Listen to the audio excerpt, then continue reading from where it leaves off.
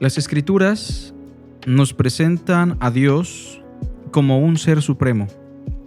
Especialmente el apóstol Juan, en su Evangelio, capítulo 4, versículo 24, nos dice: Dios es espíritu.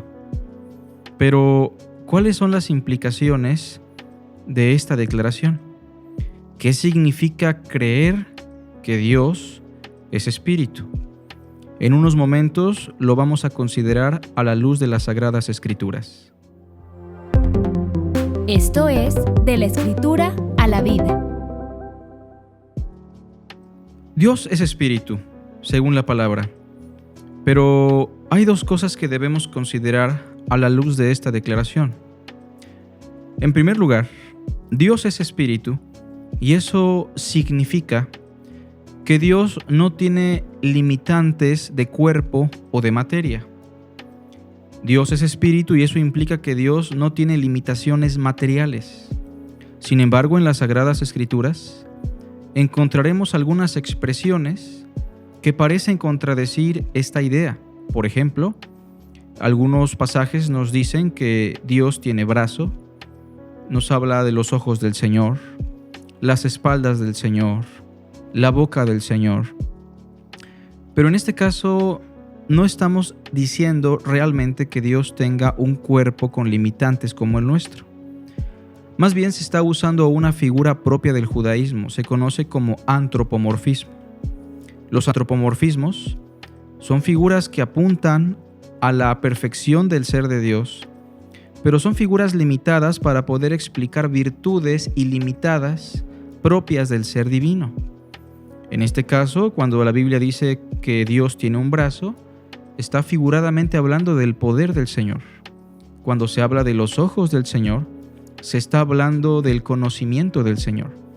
Y así sucesivamente, cada expresión corpórea aplicada al ser de Dios no está explicando que Dios esté limitado por la materia o por un cuerpo.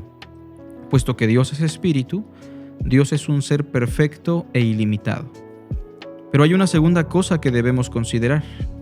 Dios es espíritu y eso significa que Dios es un ser personal. Dios no es algo. Dios es alguien.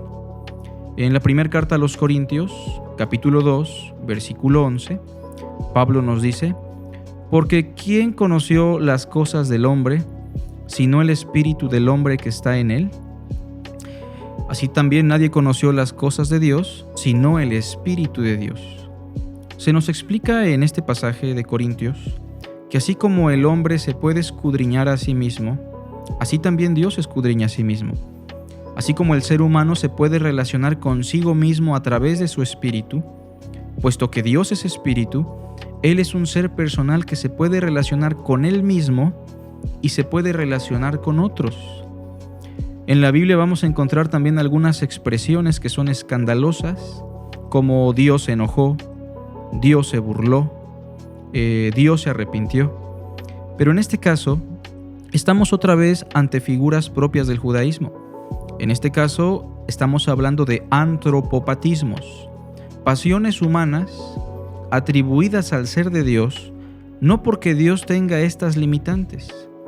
Son figuras finitas que están tratando de explicar el ser personal de Dios, que conlleva implicaciones infinitas.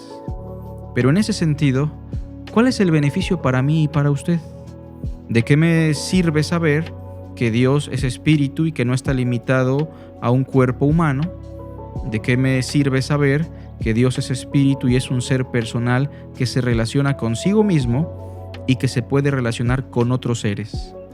Bueno, pues Juan capítulo 4, versículo 24, no solamente nos dice que Dios es espíritu, nos dice que Dios es espíritu, pero aquellos que le adoran en espíritu y en verdad, es necesario que le adoren.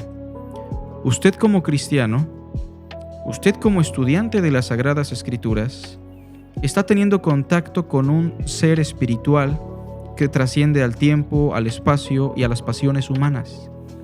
Pero es un ser que quiere interactuar con usted.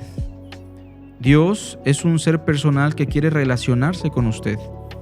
Y lo que Dios espera de usted es una relación de adoración en donde usted le rinda el ser, pero no a través de elementos físicos como sería un sacrificio o una penitencia. Dios quiere que lo adore congruentemente de manera espiritual, una adoración que fluya del corazón. Así que esa es la invitación de Cristo. Puesto que Dios es espíritu, Dios espera que usted le adore en espíritu y en verdad.